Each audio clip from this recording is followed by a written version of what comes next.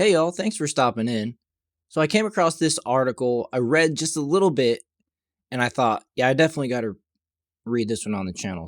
So I'm mostly just going to read through this article and experience along with you what this person went through in their experience. In this one from the New York Post, I was a DEI director.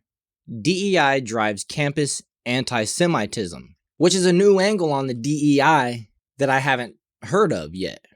And if you don't know, DEI stands for diversity, equity, and inclusion.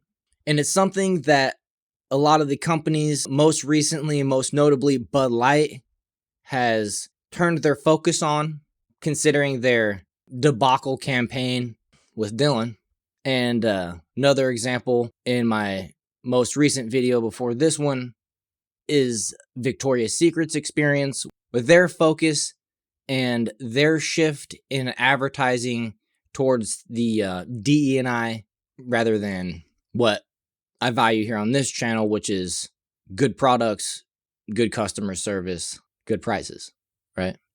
But we've learned that it's been a losing recipe for these big companies to the tune of 20 to 30% of their week over week or annual sales earnings, which is extremely significant for any company who's looking to grow year over year to then, turn a loss.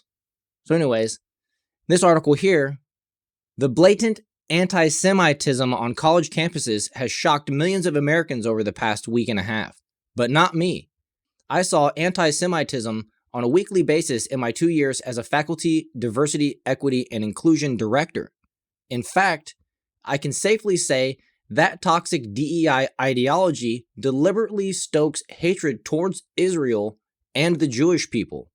I was hired to head the DEI department at Silicon Valley's De Anza College in 2021. As a black woman, I was the perfect person for the job on paper. Yet I made the mistake of trying to create an authentically inclusive learning environment for everyone, including Jewish students. See, where she admitted her mistake was that she tried to create an authentically inclusive learning environment for everyone, that DE&I is actually a farce. Turns out, a toxic form of DEI, which is more accurately called critical social justice, demanded I do the opposite. Before I got to campus, Jewish students had endured a litany of hateful and hostile acts. The school had hosted a Hanukkah party that featured no Hanukkah imagery, but plenty of pro-Palestinian protesters. The student body had passed resolutions on divesting from Israel, the first college of its kind to do so, and criticizing Israel's attacks against humanity. Multiple Jewish students told me the campus was essentially an anti-Semitic environment. I tried to wrong this right. First, I hosted Jewish speakers on campus, with a goal of promoting diversity and inclusion by sharing different perspectives. A very wholesome goal, right? But naive as well. Critics called me a dirty Zionist, and the school refused to promote the events. See? Then I pushed the administration to issue a strong condemnation of anti-Semitism. My request was refused. Some campus leaders and colleagues repeatedly told me I shouldn't raise issues about Jewish inclusion or anti-Semitism. I was told in no uncertain terms that Jews are, quote, white oppressors. And our job as faculty and staff members was to decenter whiteness. Goodness gracious. This is DE&I? I was astounded, but I shouldn't have been.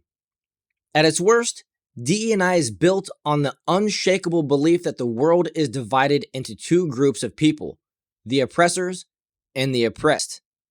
Jews are categorically placed in the oppressor category, while Israel is branded a, quote, genocidal, settler, colonialist state, end quote. In this worldview, criticizing Israel and the Jewish people is not only acceptable, but praiseworthy, just as it's okay to attack America and white people. If you don't go after them, or worse, you defend them, you're actively abetting racist oppression. Goodness, she's nailing it right on the head here. I have never encountered a more hostile environment toward the members of any racial, ethnic, or religious group. I was ultimately fired by De Anza College, and I suspect my defense of Jewish students played a part. Yet I've subsequently found that my experience isn't unique.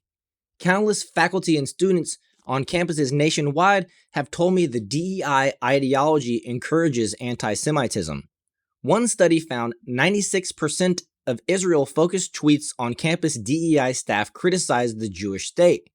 And that was before Hamas launched its brutal assault on Israel this month. Now the colleges and universities beholden to DEI are hurting Jewish students with their silence, their moral equivocation about terrorism against Israel, or their outright praise of the terrorists. Many of the student groups most invested in DEI are actively siding with Hamas. Look no further than White Coats for Black Lives, a national group of medical students with chapters in more than 100 public and private universities. On Tuesday, just days after Hamas murdered Jews' families in their beds, the DEI-driven group proudly declared it has long supported Palestine's struggle for liberation. How could a Jewish patient ever trust a medical trainee or professional who subscribes to such blatant anti-Semitic hatred? It's a good question. It's tantamount to threatening their lives, and it raises questions about whether such hate-filled people should even be allowed to practice medicine. Yeah, you think? This outpouring of anti-Semitic hatred is the direct result of DEI's insistence that Jews are the oppressors, the article says here. While stated with rhetoric, attacks that morphed into defending and calling for violent attacks. See, and that's the scary part about these folks is you see how violent this one has been compared to the Ukraine one. And these are the people that some folks are supposed to trust as medical staff and advisors, doctors, taking care of them, right? It's inevitable for an ideology that demands an entire group of people while accusing them of perpetrating massive injustice. While you stoke that kind of division and anger, you unleash fires you can't control. And that's true. One of the examples that we just recently seen was, 2 nights ago, there was this supposed attack from Israel onto a Palestinian hospital. Turns out it was a Hamas missile that broke apart in the air, misfired. But however you want to describe it, that ended up falling on the parking lot. Not nearly as devastating. But yet, in the interim, there was a pretty significant response. It turns out it wasn't what it was reported originally, but it still got a response. So that's one of the fires you can't control. And we got to, people, we need to be more cautious and maybe pause and think before we do these gut reactions. But sure enough, the fire of anti-Semitism is now burning bright on college campuses. It needs to be extinguished immediately so it doesn't spread and do more damage. I know just the place to start. Administrators and lawmakers need to get toxic DEI out of their higher education. If they don't, there will be no true diversity and inclusion on campuses, but there will be even more shocking hatred towards Jews, amongst others. But I just found that interesting. It's another level of I wasn't actually aware of, on the surface, putting the right looking face in the right position at your company, essentially to score the highest amount of points, your ESG and your DE&I, rather than putting the most qualified, best person for your company and for your investors. Like it should be merit-based. But anyways, I hope you guys agreed with that. I found this interesting. If you did too, please hit that like button. Consider subscribing to this channel, and I'll see you guys in the next one.